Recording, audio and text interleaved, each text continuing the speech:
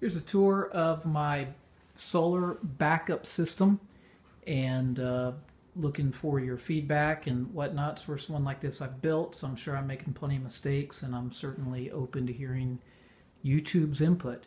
This is an Ames 120 240 4,000 watt inverter charger.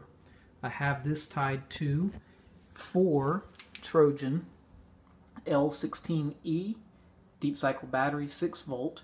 They're 370 amp hour at 20 hours. They're tied together using 2-aught gauge, which goes into 4-aught gauge off into the inverter. This system uses a shore power or grid in to maintain batteries, charge batteries, etc. And I've wired that through an input on a regular dryer outlet, which makes it nice and easy to quickly plug or unplug the system.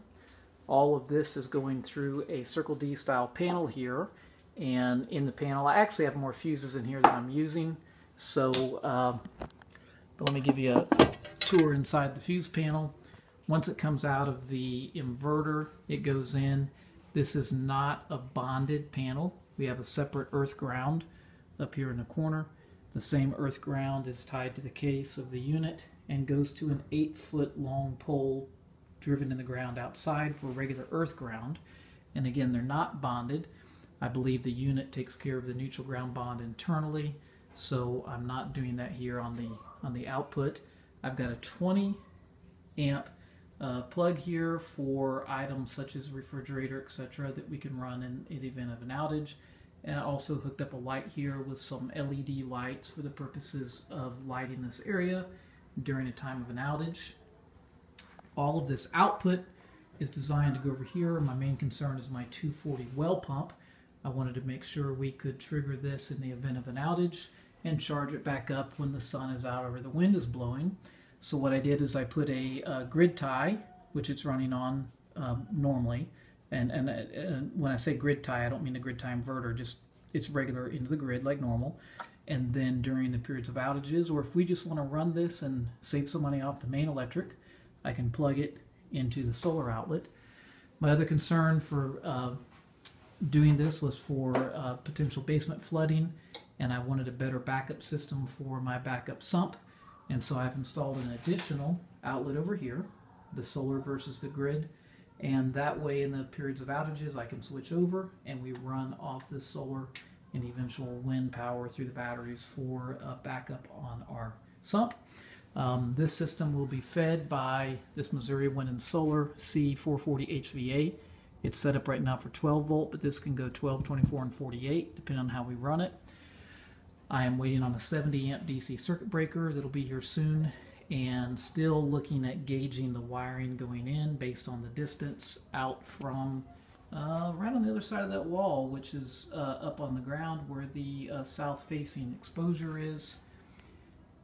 So we'll take a look over here, and here is the actual inverter information, and let me focus that in. There you go. Okay, so we will head over here to the panels, and we're going to hook up 10 of these 100 watt panels. There we go. These will be facing the south, on the south side of the house. I've got some brackets set up for that now. I have to hook up all the PV connectors to make that permanent.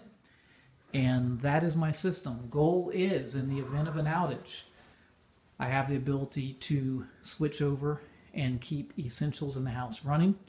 Also, we can run things on an extended period of time as desired and take them off the grid.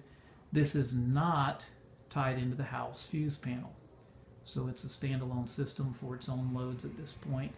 And this is a geothermal system running here, and in the future we may have the ability to dump the extra load of the windmill into that water heater, and we can shut off the recirculation heater from this end and heat the water that eventually goes into that tank off the power of the wind. Again, I welcome your criticisms, your comments, your suggestions. First time I've set one up. Yes, I know I need a fuse on that. That's ordered. And again, waiting on the circuit breaker. And I'm trying to figure out my exact cable size. I believe 4 gauge is too small for my input from the solar panels. Thank you.